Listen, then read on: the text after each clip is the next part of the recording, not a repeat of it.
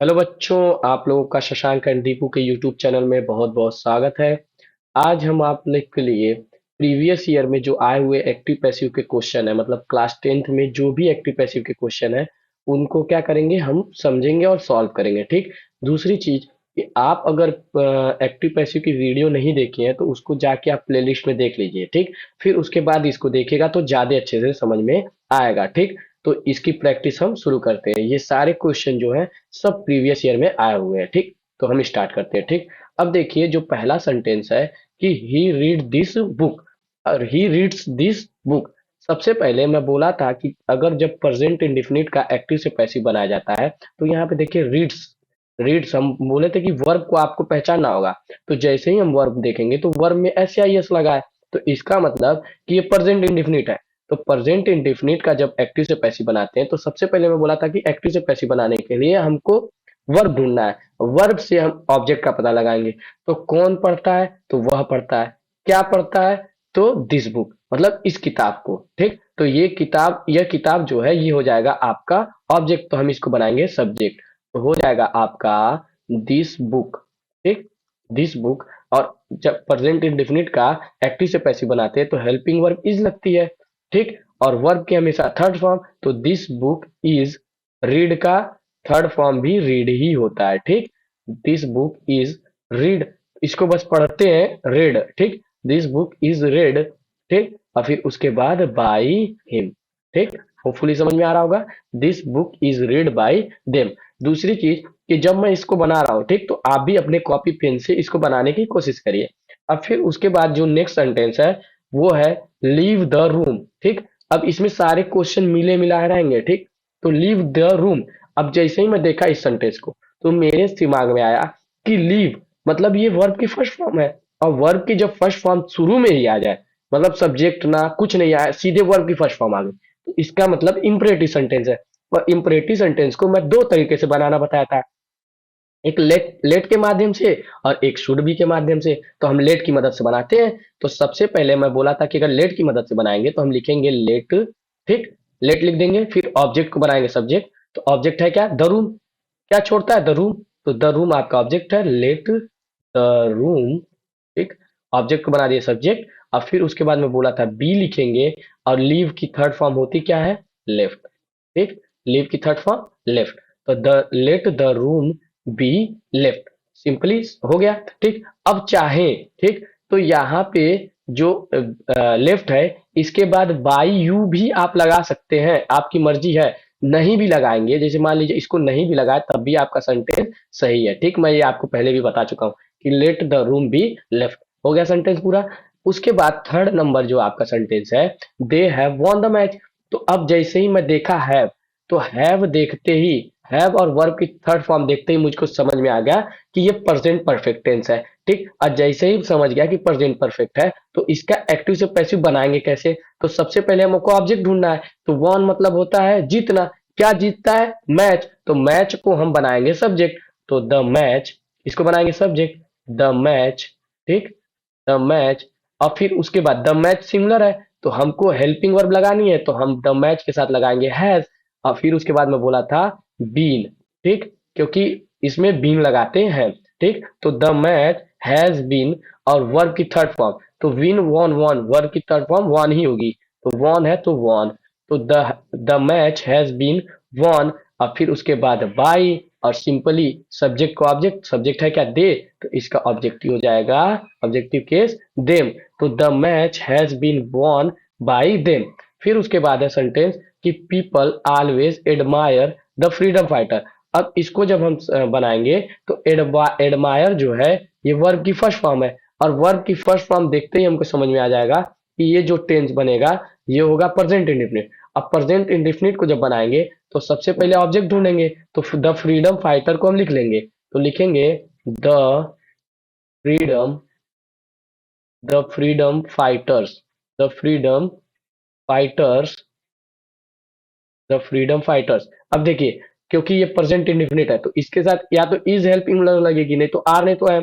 तो freedom fighters जो है वो प्लूरल है तो हम लगाएंगे आर। ठीक। हेल्पिंग वर्ब लगाएंगे आर। और एडमायर्ड है तो एडमायर है तो एडमायर की थर्ड फॉर्म एडमायर्ड हो जाएगा। तो the freedom fighter are admired, admired, ठीक, एडमायर्ड। अब देखिए एक चीज तो मैं भूल ही गया, देखिए ऑलवेज भी सेंटेंस में है, तो जब ये ऑलवेज जब हो ना, तो इसको हमेशा याद रखिएगा कि वर्ब से पहले ऑलवेज को लिख देते हैं, ठीक। होपफुली समझ में आ रहा होगा, यहाँ पे ऑलवेज में मिस कर गया था, तो ऑलवेज को हम पहले लग देंगे। तो the freedom fighters are always, ठीक, ऑलवेज एडमायर्ड। होपफुली समझ में आ रहा होगा, एडमायर्ड, ठीक। अब देखिए एक चीज यहाँ पे ध्यान दीजिएगा कि यहाँ पे जो आपका सब्जेक्ट है वो पीपल है, लेकिन जब हम एक्टिव से पैसिव बनाते हैं तो आपका जो पीपल होता है उसको बाई पीपल नहीं लिखते हैं, उसको छोड़ देते हैं।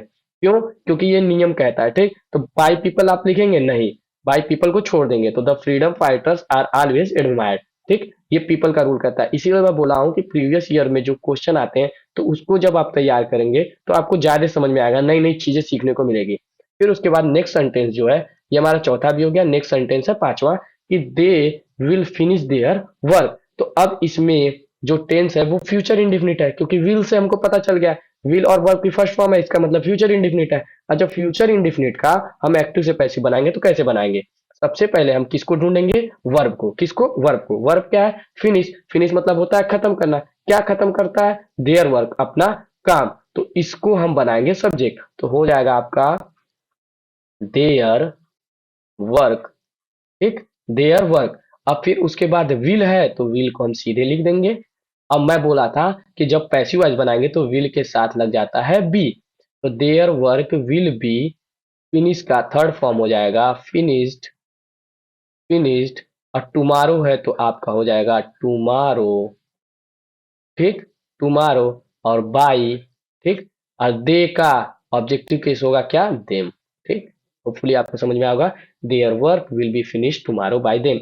आप कॉपी पेन से बनाएंगे और देखेंगे तो आपके दिमाग में फिट हो जाएगा क्लास में, ठीक। अब चलते हैं नेक्स्ट, ठीक। अब यहाँ पे दिया हुआ है कि please walk on the right. क्या दिया है? Please walk on the right. तो अब देखिए प्लीज से शुरुआत हो गया, ये भी इंपरेटिव सेंटेंस में मैं पढ़ाया था कि प्लीज वाले सेंटेंसेस को कैसे बनाना है। सिंपली आपको क्या करना है कि प्लीज को चेंज कर देना है, you are, you are requested, you are requested, requested to में। प्लीज को किस में चेंज कर दिए? यू आर रिक्वेस्टेड टू में, टेड, sorry, T, U R E Q U E S T D होता है ना, रिक्वेस्टेड टू। और फिर उसके बाद जैसे सेंटेंस है उसको लिख दीजिए, वॉक ऑन द राइट। वो फुली समझ में आ रहा होगा। मैं बोला था क्या कि जैसे ही आपको प्लीज वाले सेंटेंस दिखे, मतलब इम्परेटिव सेंटेंस में प्लीज वाले दिखे, तो हमको प्लीज में चेंज करना किस में है? यू आर रिक्वेस्टेड टू में। और जैसे सेंटेंस लिखा है सेम वैसे लिख दीजिए, वॉक ऑन द राइट। तो वॉक ऑन द राइट मेरा पैसिव वॉइस बन गया। फिर उसके बाद देखिए यहाँ पे सेंटेंस है, तो मैं यहाँ पे हेल्पिंग वर्ब देखा इज, और वर्ब की आईएनजी फॉर्म, मतलब हेल्पिंग आया तो वर्ब के साथ आईएनजी फॉर्म आई है, मतलब कि एक टेंस कौन सा होगा? तो आप कहेंगे कि सर ये तो टेंस होगा प्रेजेंट कंटिन्यूअस। अब प्रेजेंट कंटिन्यूअस का कैसे बनाते हैं? तो प्रेजेंट कंटिन्यूअस का सबसे पहले हम ऑब्जेक्ट ढूंढेंगे। हेल्प मतलब होता है सहायता करना, किसकी सहायता करता है? अपने भाई की। तो हम इसको बनाएंगे, इसको बनाएंगे हम हिज ब्रदर को। सबसे पहले क्या बनाएंगे? सब्जेक्ट, तो लिखेंगे हिज ब्रदर, ठीक, हिज ब्रदर, ठीक। अब फिर उसके बाद हेल्पिंग वर्ब इज का प्रयोग करेंगे, इज एम आर में से। और क्योंकि ये प्रेजेंट कंटिन्यूअस है तो इज के साथ हमको बीइंग का भी प्रयोग करना पड़ेगा, ठीक। His brother is being, help की थर्ड फॉर्म हो जाएगी helped, is his brother is being helped, ठीक, बाई, ही का हो जाएगा हिम। होपफुली आपको एकदम समझ में आया होगा। फिर उसके बाद नेक्स्ट सेंटेंस में चलते हैं। ये फिर से सेंटेंस देखिए, प्रेजेंट इंडिफिनिट के कितने सेंटेंसेस प्रीवियस ईयर में आए हुए हैं। अब टीच को देखते ही हमको पता चल गया टीच में ईएस लगा है, तो इसका मतलब ये प्रेजेंट इंडिफिनिट होगा। तो मतलब क्या पढ़ाता है? इंग्लिश। किसको पढ़ाता है? मुझे। तो चाहे मुझे से बनाओ चाहे इंग्लिश से बनाओ, तो अगर मैं मी से बनाता हूं, मतलब मी से सेंटेंस बनाता हूं, तो मी को मुझको बनाना पड़ेगा आई। तो मैं लिखूंगा आई,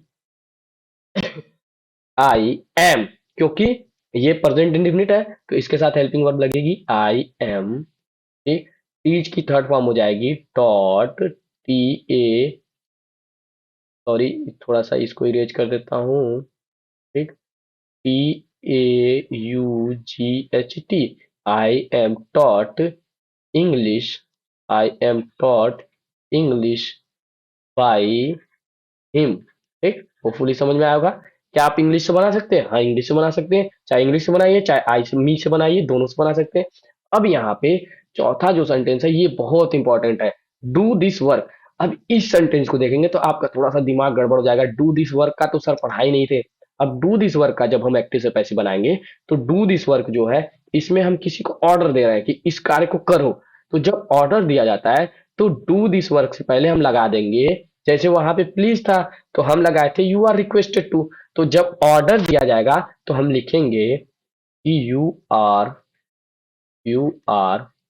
ऑर्डर्ड, ऑर्डर्ड, ऑर्डर्ड, ठीक, ऑर्डर्ड टू, ठीक, you are ordered to do this work. ठीक, होपफुली आपको समझ में आ रहा होगा, you are order to do this work. ठीक, अब फिर उसके बाद नेक्स्ट सेंटेंस है, doctor Mehta teach us physics. अब यहाँ पे टीच में SEIS देखें, इसका मतलब ये प्रेजेंट इंडेफिनिट है। तो अब इसको बनाएंगे कैसे? सबसे पहले हम लिखेंगे ऑब्जेक्ट को सब्जेक्ट बनाएंगे। तो ऑब्जेक्ट इसमें दो है, एक अस है और एक फिजिक्स है। तो अस को हम बनाएंगे तो लिखेंगे वी आर, ठीक, क्योंकि वी के साथ हेल्पिंग वर्ब क्या लगेगी? आर। वी आर, टीच की third form taught, TAUGHT, we are taught. ठीक, फिर उसके बाद फिजिक्स है तो फिजिक्स को लिख दीजिए, physics, you are taught physics by doctor, doctor Mehta, doctor Mehta. ठीक, होपफुली आपको एकदम समझ में आया होगा।